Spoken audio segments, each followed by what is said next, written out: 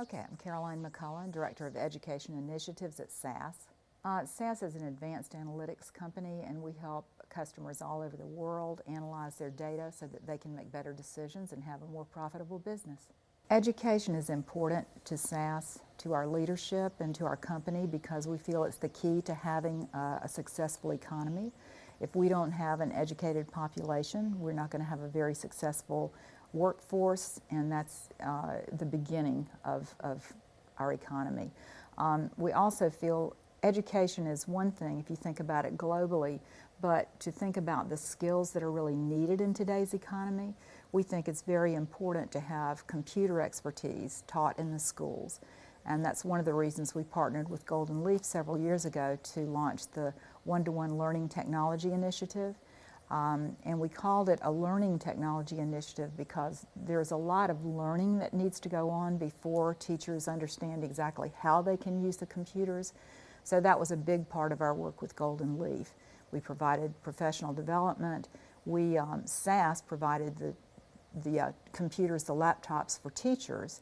And by the time we were finished, we had over 900 teachers that had laptops in that initiative, and over 14,000 students were touched by it. So they were primarily in rural areas, and we believe that there is a huge amount of brain power out there, but if those students don't have the advantages of having access to technology and the networks that make it go and the teachers who understand how to use it, they'll be left behind, and that's not going to help anybody.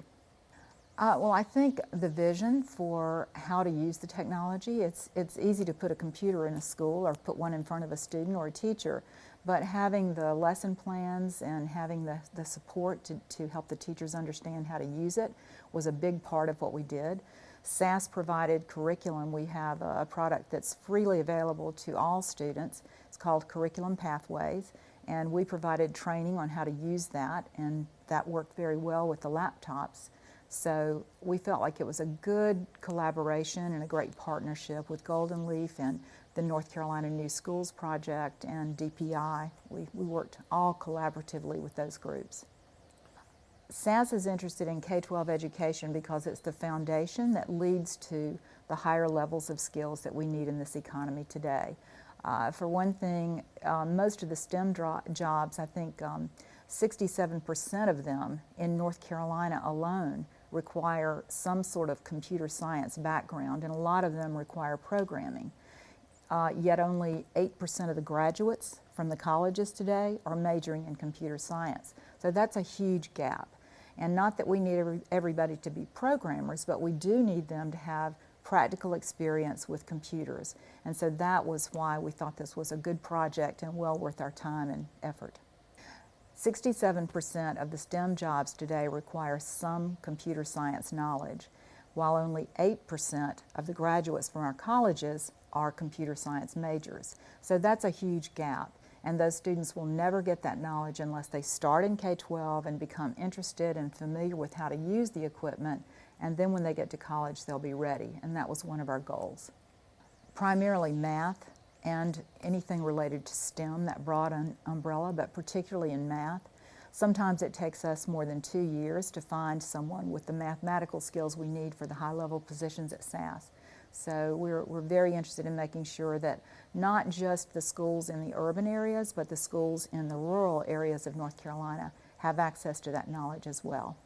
The partnership with Golden Leaf and our Learning Technology Initiative was a wonderful partnership because everyone took pieces of it and we put it all together for something wonderful for those rural schools.